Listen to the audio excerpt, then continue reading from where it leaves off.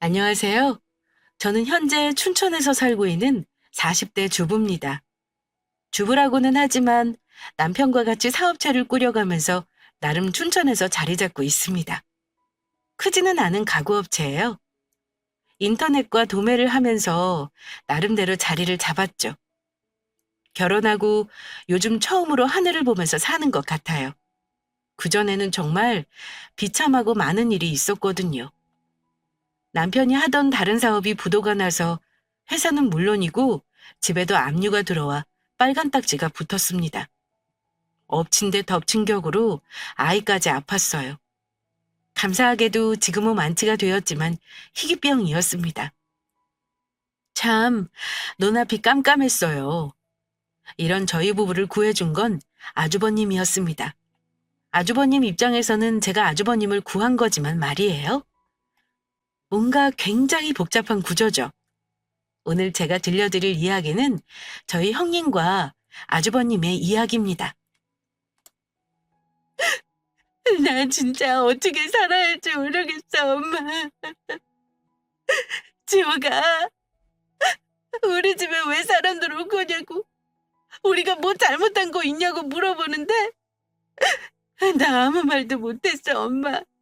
나 이제 어떻게 해야 해?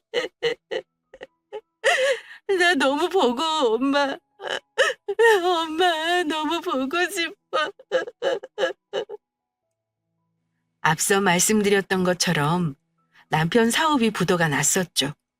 집에 빨간 딱지가 붙던 날, 그날, 그 순간에 저희 아들이 같이 있었습니다.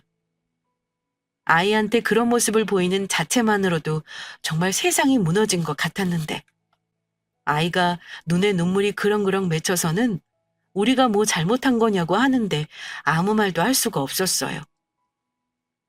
남편은 망연자실에서 주저앉아 있었죠. 계속 그 빨간 딱지를 보고 있다가는 숨이 막혀 죽을 것 같아 친정엄마를 모셔둔 절에 가서 한참을 저리 울었습니다. 정말 막막했거든요. 엄마, 어린이집에서 애들이 나 이제 어린이집 못 다니는 거냐고 물어봤는데, 나 진짜 이제 어린이집 못 가? 선생님도 못 봐?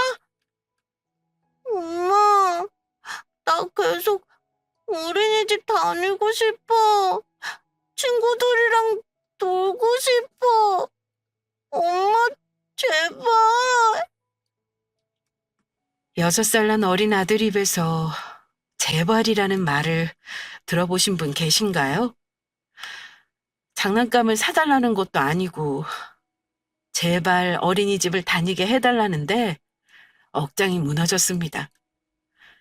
이렇게 주저앉아 있으면 안 될 것 같았죠. 하지만 40살이 되도록 뭘 하면서 살았던 건지 사회에서 제가 할 수 있는 게 크게 없더라고요. 그래도 가족들에게 조금이라도 도움이 되고 싶어 2년 전 8월 초쯤부터 숙박업소 객실 청소를 시작했습니다. 고객님, 정말 죄송합니다. 제가 일부러 그랬던 건 정말 아닌데 기분 상하셨다면 정말 죄송해요. 아유, 제가 더 꼼꼼히 해야 했던 건데 제가 청소가 미흡했어요. 정말 죄송해요. 제가 지금 가서 다시 한번 점검할게요. 어이, 아줌마, 이 아줌마가 진짜, 아줌마 웃으면서 얘기하면 다 넘어가는 줄 알아? 진짜 어이가 없네. 아줌마, 나 여기 돈 내고 쓰는 사람 아니야? 내가 손님 아니냐고? 와, 이 아줌마가 오늘 또 사람 열받게 하네. 야, 내가 무슨 아줌마 동네 친구야? 잘못했으면 잘못을 했다. 정확히 사과하고 넘어가야 할 건 아니야? 아우, 오빠 그만해. 이런 데서 일하는 사람들 생각하는 게 다 거기서 거기지 뭘 기대해. 아우, 아줌마 됐어요. 이미 기분 잡혔으니까 우리 돈 환불해줘요. 에? 아이고, 아유, 정말 죄송합니다. 정말 죄송해요. 제가 운영하는 업장이면 얼마든지 환불해 드릴 수 있는데 저도 일하는 사람이라 정말 죄송해요. 이 아줌마 이거 우리가 환불한다고 진상 부리면 사장한테 욕먹는구나. 아이씨, 그럼 우리가 아줌마 안 잘리게 해야지 그럼. 아줌마, 내가 아줌마 사장한테 아무 소리도 안 할 테니까 나한테 무릎 꿇고 사과해. 그럼 내가 깔끔하게 용서해준다. 남의 돈 버는 게 쉽지 않다는 건 알고 있었지만 숙박업소에서 청소 일하면서 이 일 저 일 다 겪었습니다.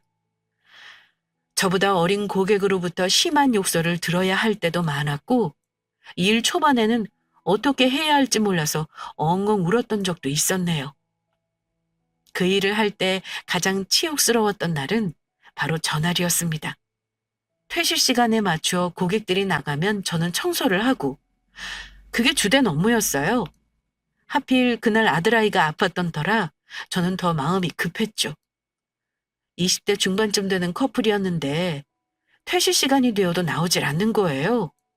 그래서 결국 문을 두드렸는데 술을 어찌나 마셔댄 것인지 술에 잔뜩 취해서 나오지 않고 있었더라고요.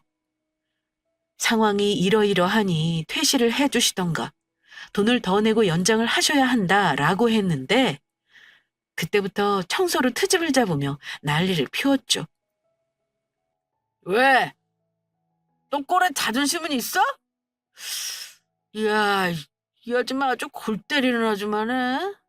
아줌마! 우리가 이렇게 늦게까지 못 나가고 있었던 건 다 아줌마 탓이야. 알아?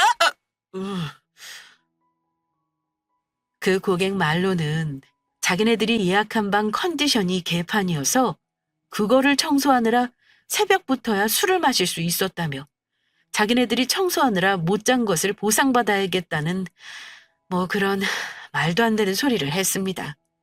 다른 건 몰라도 경력 없는 저를 채용해준 사장님한테라도 고마워서 저는 제 업장인 것처럼 정말 열심히 일했어요. 그런 제가 청소를 대충 했다니요. 그러면서 술에 취해 분이 덜 풀렸던 건지 그 남자는 자신이 청소하고 정리하고 잤다고 객실 냄새가 나서 제대로 잠을 못 잤다고 더 자고 나가야 저를 때릴 듯이 위협했고 욕설까지 남발했습니다.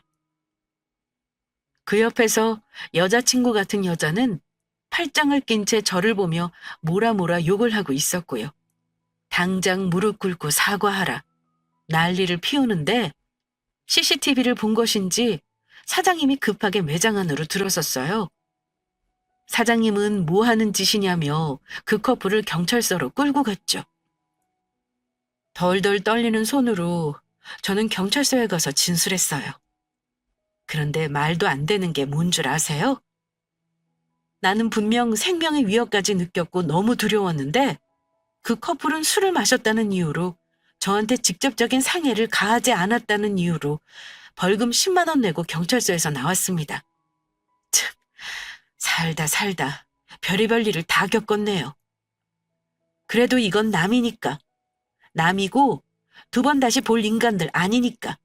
그나마 괜찮았습니다. 하지만 더 문제가 되는 건 따로 있었어요. 바로 가족. 가족이 내가 하는 일을 무시할 때였습니다. 어머, 정말? 어머머. 추석 명절날이었어요. 남편과 아주버님 사이가 나쁘지 않았던 것처럼 저와 형님 사이도 나쁘지 않았어요. 아니, 저는 그렇게 생각했어요. 여자들끼리 요리하면서 이런저런 이야기 하잖아요. 그렇게 대단한 위로를 바란 건 아니었습니다. 그냥 이런 일이 있었다. 제 안에 있는 무거운 돌멩이를 꺼내놓고 싶었던 거죠. 미쳤었나 봐요. 그런 사람에게 위로를 바랬으니 말이죠. 아, 힘들었겠다. 아니, 동서도 참 독하다, 독해. 나였으면 절대 못했을걸? 어우, 세상에. 그거 남이 어질러 놓은 방 치우고 하는 게 그게 보통 일이야? 아유, 나는 생각만 해도 소름이 끼쳐. 너무 지저분하고 찝찝하잖아. 역시 동서가 어릴 때부터 꾸준히 일 다 하고 커와서 그런 것도 잘하나 보다. 하기야, 그런 일도 하던 사람이 해야 해. 그나저나 동서, 정말 정말 조심해야 해. 모텔 같은 곳에서 일하려면. 저게 지금 위로라고 하는 말인 것인지 뭔지. 위로하는 척하면서 은근히 저를 무시하는 느낌을 받았습니다. 저는 돌아가신 친정엄마와 단둘이서 살아왔어요. 형편이 넉넉하지 않아 고등학교 때부터 아르바이트를 했었죠. 제가 어떻게 커왔는지 시댁 식구들도 알고 있었는데 그걸 알면서도 형님이라는 여자가 저런 식으로 이야기를 하니 너무 충격적이었습니다. 아니, 우리 수지 같은 반 엄마가 있거든? 어머머. 그런데 그 여자 집도 딱 동서네처럼 그렇게 됐거든? 그래도 서방님은 양반이야. 그 집은 남자가 꽃뱀한테 제대로 깨어져서 꽃뱀이 돈이며 재산이며 아주 싹 다 긁어갔잖아. 어쨌든 수지 친구 엄마도 동서처럼 모텔 같은 데 돌아다니면서 청소하는 거 한다고 하더라? 아니, 그러면 차라리 동서처럼 솔직하게 그냥 나 모텔에서 청소해요라고 하면 될 거를 그걸 꼭 숨기는 거 있지? 자기네가 모텔을 운영한다나? 아이고, 그게 말이 돼? 집이며 회사며 싹 다 날려놓고는 무슨 모텔을 운영한다고. 하여간 자기 태도가 중요한 거야. 나는 동서가 이렇게 뻔뻔하게 당당하게 얘기하는 거 그거 너무 좋다고 봐.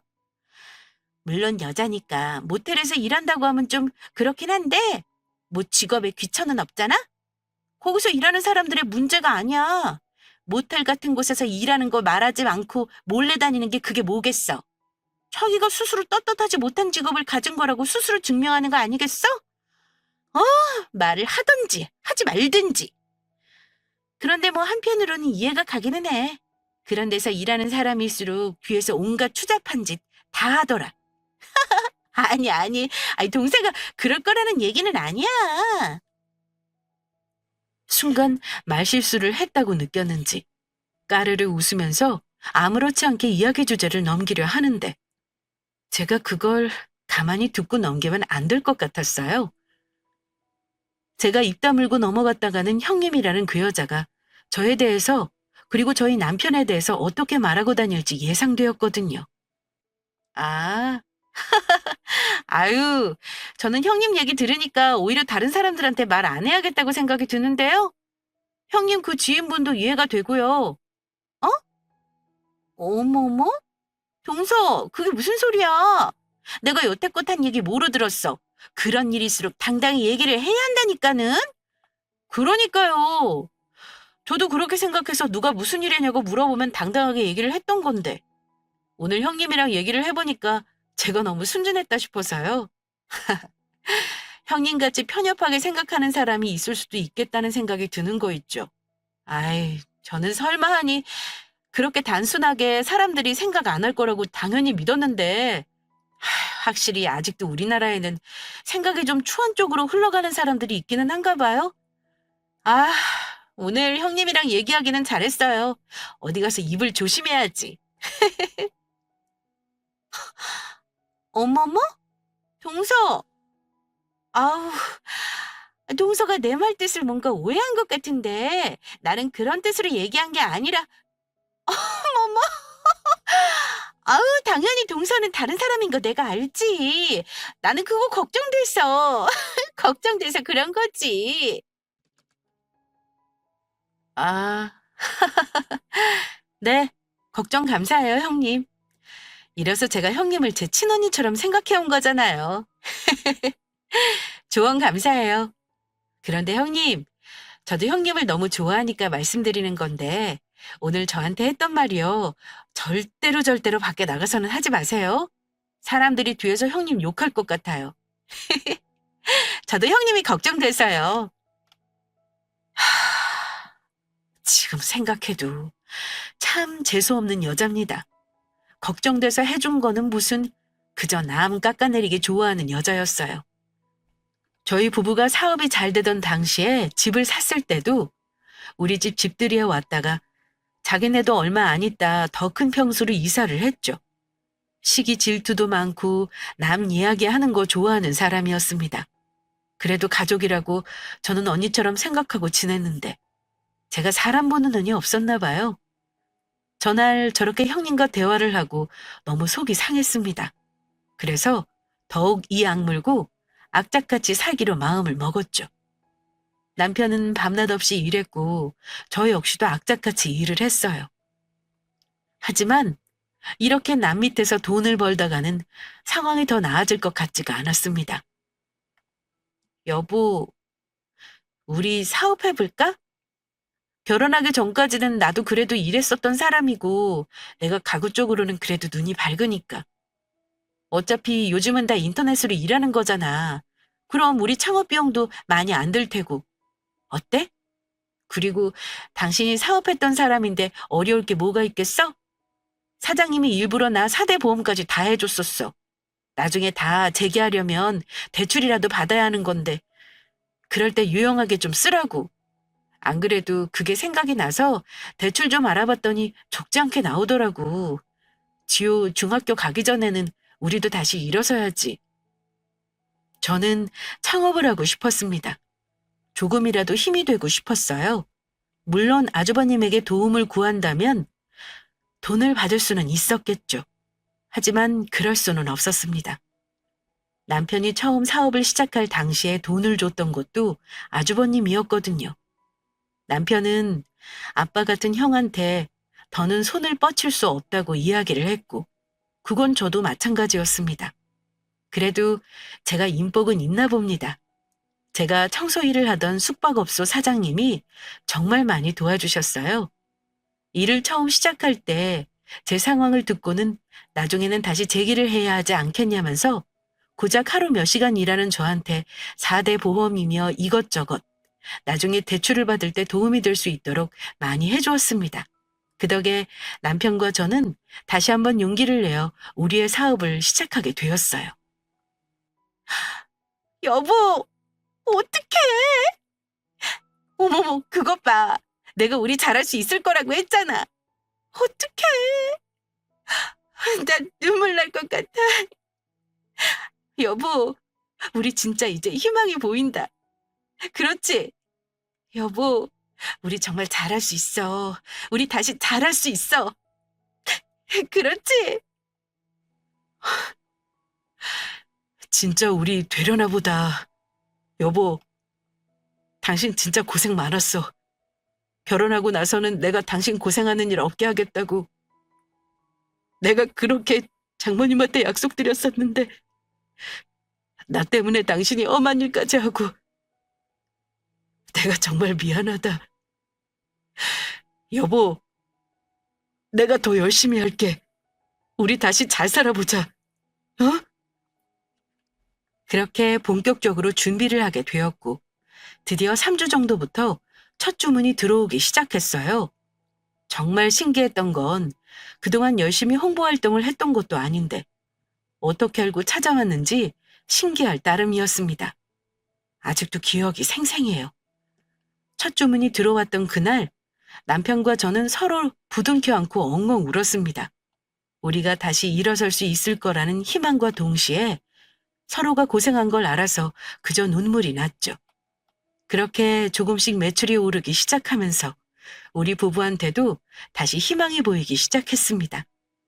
다시 예전으로 돌아갈 수 있을 거라는 생각에 하루하루 희망을 품고 살아가기 시작했어요. 지호야, 지호야, 엄마 봐봐. 엄마 눈 봐봐. 지호야, 엄마 봐봐. 어? 아들, 엄마 좀 봐봐. 어떡해, 지호야. 고개 젖히면 안 돼. 아가, 엄마 봐봐. 그렇지. 우리 지호, 엄마 보면서 엄마가 숨 쉬는 것처럼 숨 쉬는 거야? 어? 자, 하나, 둘. 대체 우리 부부가 살아오면서 뭘 그렇게 잘못을 했길래 하늘은 우리에게 자꾸만 시련을 주는 것인지. 사업이 자리를 잡아가기 시작하던 때 갑작스럽게 아들아이에게 병이 찾아왔습니다. 희귀성 혈관 질환이었어요. 그 작은 아이가 제게 너무 머리가 아프다고 어떻게 하냐고 울부짖으며 코피를 쏟을 때는 정말이지 대신 죽고 싶었습니다. 저뿐만 아니라 저희 남편도 같은 마음이었겠죠. 하느님 부처님 제발 저희 지훈이 살려주세요. 제발요. 저 더 이상 아무 짓도 안 하고 우리 지호 건강하게만 살 수 있다면 제가 숨도 안 쉬고 죽을게요. 제발 우리 지호 좀 살려주세요. 제발요. 제가 다 잘못했어요. 제가 지은 죄가 있으면 다 받을게요. 제가 다 받을 테니까 제발 우리 지호 좀 살려주세요. 지호가 무슨 죄가 있다고, 우리 지호가 뭘 잘못했다고 이렇게 작은 애를 아프게 해요. 제발. 제가 다 잘못했어요. 제가 나쁜 거 다 받을 테니까 제발 우리 지호 좀 살려주세요.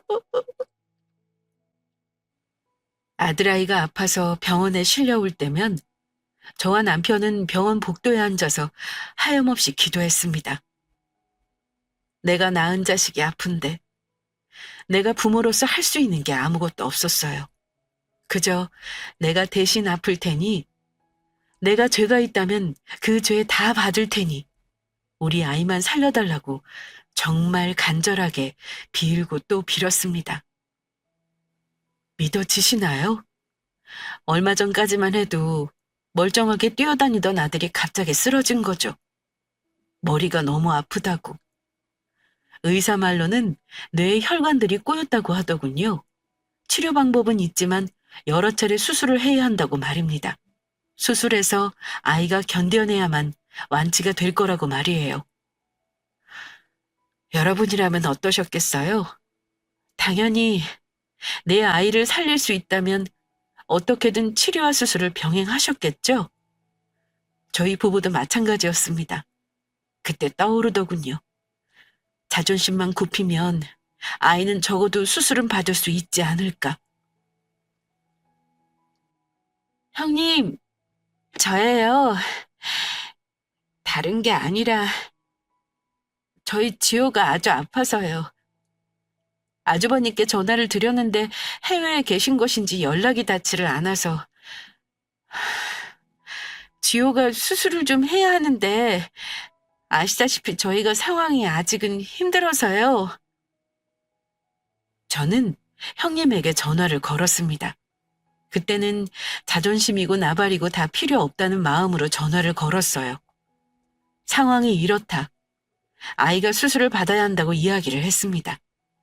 형님한테 전화하기 전에 아주버님한테 먼저 했었는데 아주버님이 당시에 해외에 나가 있어서 연결이 쉽지가 않았거든요. 남도 아니고 그래도 조카 아이 일인데 형님의 반응은 참 차가웠습니다. 명절에 제가 자기한테 이야기했던 게 계속 마음속에 남아 있었던 거겠죠. 형님이 뭐라고 대답했을 것 같으세요? 아유, 동서. 나도 동서 얘기 들으니까 지호 일이 너무 마음에 걸리는데. 동서도 알잖아. 우리 집 경제권이야 당연히 애들 아빠가 갖고 있는 거고. 당장 내 마음 같아서는 돈 주고 싶지만은 내가 뭐 돈이 있나? 애들 아빠 내일 모레 들어오니까 그때 다시 전화해서 물어봐. 주겠지. 자기 동생이라면 끔찍하게 아끼는 사람 아니야? 내가 서방님 처음 사업한다고 했을 때도 애들 아빠랑 얼마나 싸웠는데.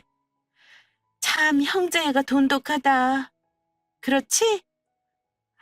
그만 울어. 우리나라 의학기술이 얼마나 발달했어? 그거 며칠 더 기다린다고 애가 어떻게 되겠어? 형님이라는 여자는 저한테 돈을 줄 수 없다고 이야기를 했습니다. 아주버님이 한국에 들어와야 줄 수 있다나요? 참, 변명도 가지가지죠. 그러면서 한다는 소리가 그거 하루 이틀 더 기다린다고 애가 어떻게 되는 것도 아닌데 그만 징징거리라고 했습니다. 왜 이렇게 유난을 떠냐고 말이에요. 그런데 제가 무슨 말을 할 수가 있겠습니까? 말문이 막혀서 아무 소리도 하지 못하고 한참을 수화기를 든 채 멍하니 있었어요. 얼마간의 정적이 흘렀을까요? 정막을 깨고 형님이 제게 말을 하더군요. 여보세요? 아이, 그나저나 동서 나한테 더 할 말 없어? 나는 동서가 나한테 전화를 하길래 명절 때 나한테 그렇게 싸가지 없게 군 거 사과하려고 전화한 줄 알았지? 그리고 솔직히 말해서 방금도 그래, 상황 급한 건 알겠다만 자기가 잘못한 거 사과라도 먼저 하고 돈 얘기를 꺼냈어야 하는 거 아니야? 어쩜 그렇게 사람이 코앞에만 보고 일을 해결하려고 들어? 참 그렇다. 이거 되게 경우 없는 거 알지? 어쨌든 애들 아빠 오면 얘기 전달해 줄게. 아휴, 이래서 부모가 돈이 없으면 자식이 고생하는 거구나. 나 일단 나가봐야 하니까 전화 끊을게. 더 할 말 없는 것 같으니까 말이야. 제 생각이 맞았어요. 명절에 저한테 기분이 상했던 겁니다. 아무리 그래도 그렇지. 그래도 조카이고 자기도 아이가 있는 엄마인데 어쩌면 저렇게 매정하게 굴 수 있었을까요? 하지만 저 당시에 저는 자존심이고 뭐고 상황을 분별할 수가 없는 상황이었습니다. 전화가 끊긴 줄도 모르고 전화기에 대고 엉엉 울면서 빌었어요. 형님, 제가 정말 죄송해요. 제가 정말로 사과드릴게요. 제가 잘못했습니다. 그래도 제가 잘못했어도 우리 지호는 잘못한 게 없잖아요. 우리 지호가 그나마 좋아하는 거 형님도 아시잖아요. 형님, 우리 지호가 너무 아파하는데 그거 보는 게 너무 괴로워요. 수술비 빨리 납부해야 애가 하루라도 빨리 수술 받아서. 형님, 제가 잘못했어요. 비참했지만 제가 선택할 수 있는 선택지는 없었어요. 전화가 끊어진 걸 나중에 알게 된 저는 다시 전화를 걸어서 따지고 매달릴 생각도 못하고 곧장 그 다음으로 생각나는 사람, 제가 일했던 숙박업소 사장님한테 전화를 걸었어요. 사장님한테 말씀드렸어요. 제발 부탁드린다고 말입니다. 아유, 뭐를 제발 부탁이에요. 내가 지호 엄마 성격을 몰라? 나도 자식 키우는 처지인데 엄마 속이 오죽하겠어. 내가 빌려줄게. 아유, 그만 울어. 엄마가 자꾸 그렇게 약해지면 지호는 어디서 힘을 받아. 그만 울어. 응? 지호 엄마 때문이 아니라 지호 그 녀석이 웃으면서 나한테 인사했던 게 자꾸 어른거려서 내가 빌려주는 거예요. 알지? 아이고, 그만 울어. 응? 일단 애부터 살리고 봐야지. 참, 지금도 사장님한테 정말 감사해요. 현재도 명절이면 때마다 찾아가서 인사를 드리곤 합니다. 사장님의 도움으로 저희 아들아이가 살아난 그것뿐 아니라 저희 가족 전체가 살아난 것이나 다름없었으니까요. 그렇게 사장님의 도움으로 아들아이는 수술을 받게 되었어요. 아이가 아플 때는 하루가 아니라 1분 1초에 따라서 앞날이 바뀌게 된다는 걸 제가 저때 처음 알았습니다. 수술은 정말 잘 됐어요. 저희 부부에게 돈을 빌려주셨던 사장님은 우리 지호가 수술을 받던 그날 병원에도 오셨었죠. 알고 보니 사장님도 아이가 어릴 때 크게 아파서 수술했었다고 하더라고요.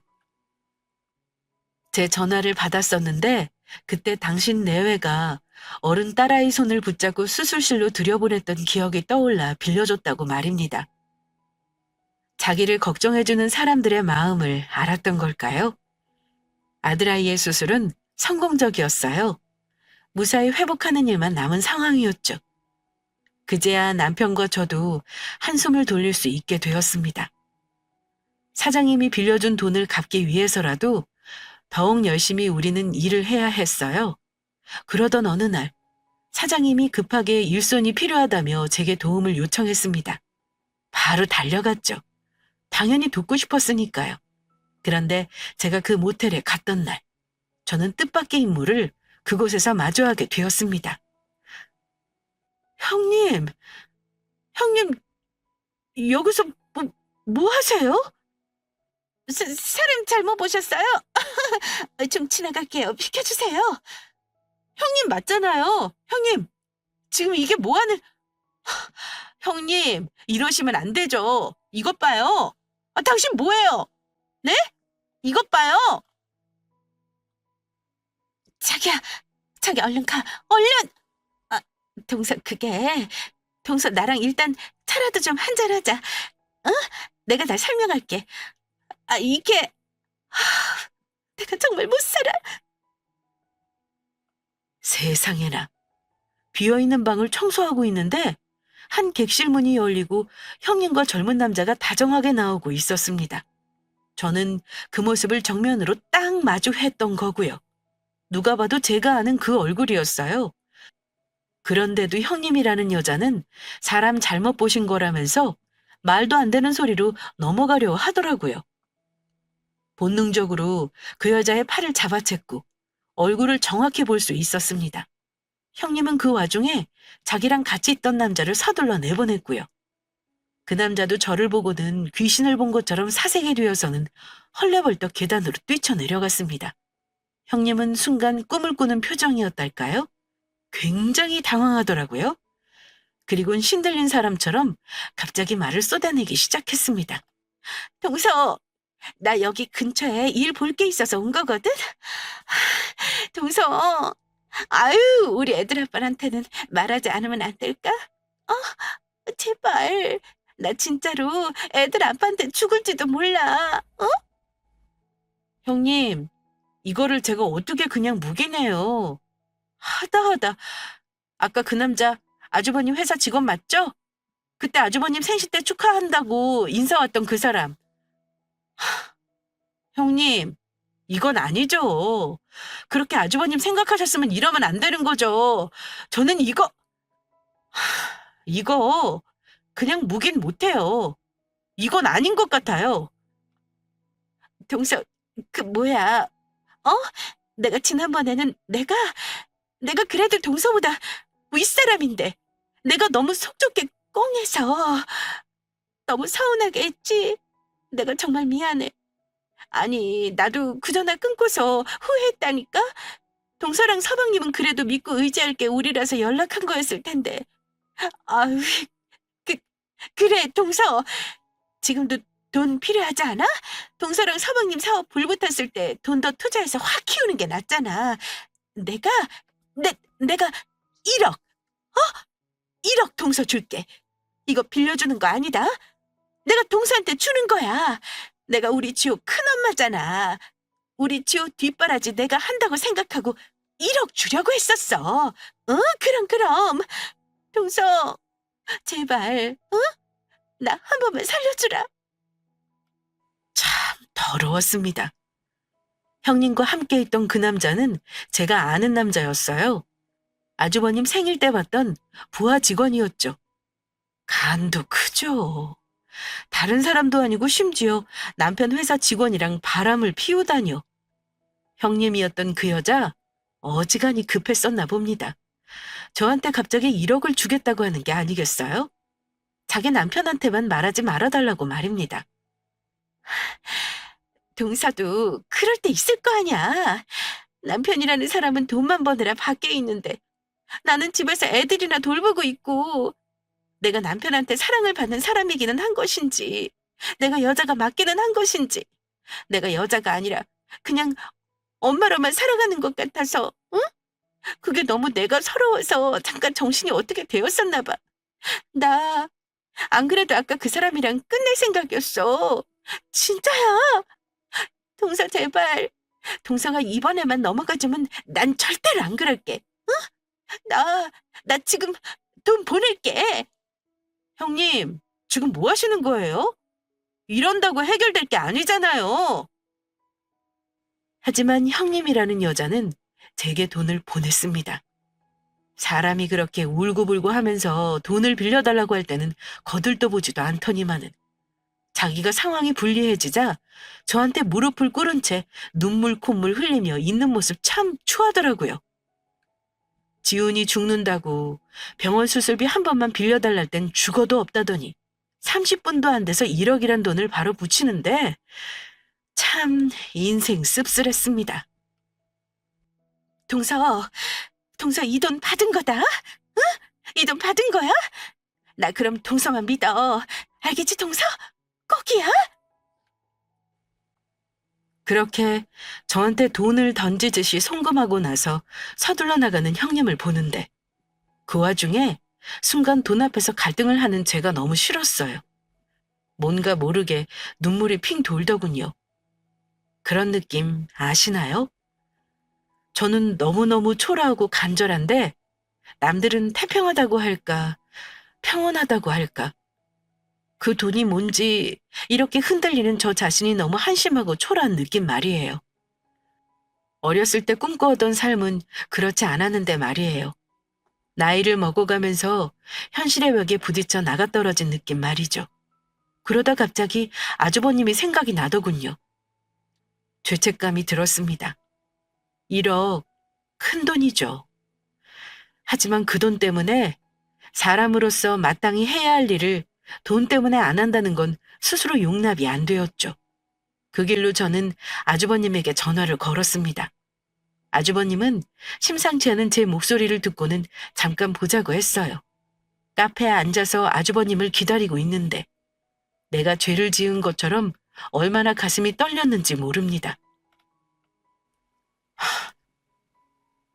재수 씨, 저희 애들 엄마 일이에요? 아주버님은 말하고 스스로 답을 알고 있는 듯한 얼굴을 한 채 제게 물었어요. 혹시 자기 아내 일 때문에 보자고 한 것이냐고 말입니다. 그래서 저도 조심스럽게 이야기를 했어요. 제가 본 것들에 대해서 말입니다. 그리고 형님의 불륜 상대가 누구인지도 말이에요.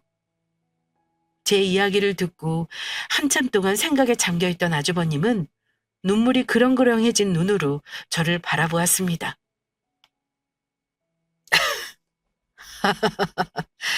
재수 씨, 제가 재수 씨 앞에서 이런 꼴을 보이고 싶지 않았는데 상황이 참 그렇게 됐네요. 재수 씨, 혹시 오늘 보신 거 말이에요? 그거 재수 씨가 일했던 모텔에서 혹시 CCTV 영상 좀 받아낼 수 있을까요?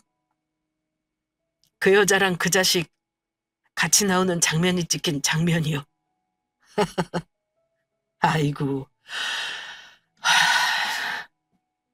저도 안 그래도 느낌이 이상하기는 했었어요. 그래서 이거 참. 그래서 그 여자 뒤에 사람도 붙였고요. 그런데 막상 자료는 다 받았는데 그걸 제 두 눈으로 볼 용기가 안 나는 거 아니겠어요? 그런데 재수 씨가 먼저 그 꼴을 보셨다니 제가 참 면목이 없습니다. 세상에나. 아주버님도 형님이 외도를 하고 있을지도 모른다는 느낌을 받았다고 했습니다. 심지어는 갈수록 외도에 대한 심증이 짙어져서 형님 뒤에 사람을 붙인 상태라는 것도 알려주었죠. 이미 흥신소 직원을 통해서 자료는 받았는데 차마 그걸 볼 용기가 나지 않아서 보지 못한 채 혼자 소가리만 하고 있었다고 했습니다. 그러면서 눈물을 뚝뚝 흘리더라고요. 참, 이게 대체 무슨 일인 건지 혼란스러웠습니다. 그래도 제가 할 수 있는 건 해서 도와주고 싶었어요. 아주버님이 제 남편을 도와줬던 것에 대한 보답으로 말입니다. 그리고 아주버님은 제게 부탁을 했어요. 어마어마한 부탁을 말입니다. 그리고 저는 그 부탁을 들어주기로 했죠. 마땅히 해야 할 일이라고 생각을 했거든요. 그 부탁이 뭐였느냐고요? 생각해 봤는데 형님 심정도 이해가 돼서요. 솔직히 말해서 아주버님 사업하신다고 해외며 지방이며 집에 계시는 날이 많은 것도 아닌데 형님 혼자서 애들 키우신 거나 다름없었잖아요. 엄마로서 말고 여자로서 생각했을 때 형님이 그럴만 했겠다 싶어서요. 형님, 그러니까 다른 데 가서 마음 졸이지 마세요. 제가 여기 사장님한테 말해놨어요. 어머, 동선, 정말 고마워. 그래, 내가 동선은 나 이해해줄 줄 알았다니까. 정말 고마워. 동서, 우리 잘 지내보자. 예전에 서로 서운했던 거, 그런 거 마음에 담아두지 말자. 응? 내가 우리 지호한테도 더 잘할게. 고마워, 동서. 정말로 사장님한테 말해놓은 거 맞지? 고마워. 그래도 동서라도 이렇게 내 마음 이해해줘서 너무 좋다. 고마워. 아주버님이 제게 했던 부탁. 형님과 그 상간남이 마음 놓고 불륜행위를 할 수 있게끔 장소를 제공해달라는 것이었습니다. 그 다음은 자기가 알아서 하겠다고 말이에요. 그래서 저는 형님에게 장소를 제공해 주었죠. 제가 일했던 그 숙박업소 말입니다. 그리고 한 달쯤 지났을까요? 아주버님한테서 연락이 왔죠. 도움이 필요하다고 말이에요. 그렇게 저는 남편과 함께 제가 일했던 숙박업소로 향했습니다. 침이 꿀꺽 삼켜질 만큼 긴장이 되었고 부담이 컸어요. 저와 남편이 맡은 임무는 형님의 불륜 현장이 있는 공간의 문을 열기만 하면 되는 거였습니다. 문 여는 게 뭐라고. 와, 심장이 터질 것 같았죠.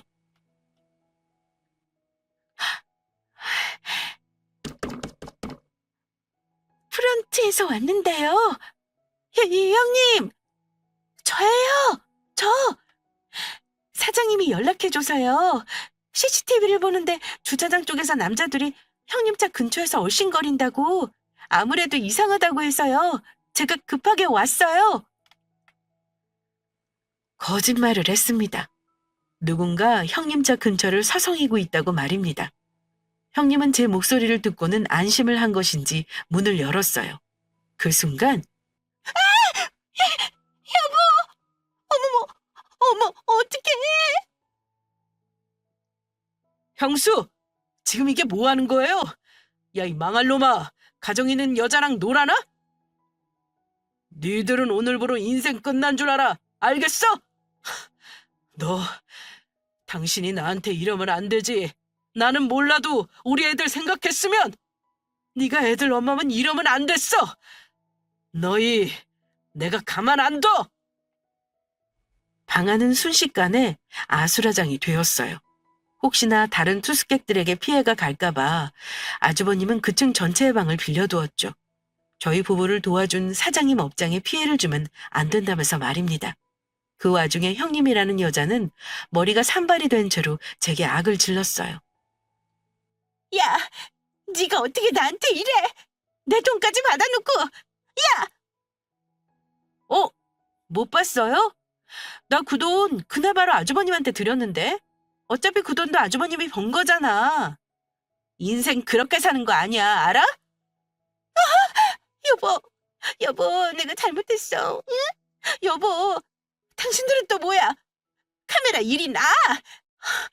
여보, 내가 잘못했어. 응? 여보, 나 정말로 끝내려고 했는데, 나 진짜로 몇 번 만나고 나선 이건 아니다 싶어서 헤어지려고 했었어. 여보, 여보. 아주버님은 충분한 증거를 수집한 뒤에 자기 바지가랑이에 매달리는 그 여자를 떨쳐내고 호련히 벗어났습니다. 저희 부부도 함께 말이에요. 그리고서는 아주버님은 그 정신 나간 여자와 이혼을 진행하게 되었죠. 이혼을 진행하면서 알게 된 사실에 또 한 번 경악했습니다. 그 여자가 상간남이랑 함께 아주버님 회사 돈을 꿀꺽 횡령하려고 했었더라고요. 그것도 걸려서 이혼에다가 상간남 소송의 횡령까지 공모했던 거로 현재 철창 안에 있습니다. 정말 파격적인 결말 아닌가요? 저는 살다 TV에서나 보던 일이 제 주변에서 일어날 줄은 하기야 남편 사업이 무너졌다가 저희가 다시 일어난 것부터 해서 아들아이가 건강해진 것까지 제 인생 자체가 드라마였네요. 저희 가족과 아주버님은 인과응보라는 결말을 선사하며 다사다난했던 몇 년을 마무리했습니다. 현재 우리 가족은 아주버님이 주신 10억, 큰 돈을 알뜰하게 활용하여 당당하게 재기에 성공했어요.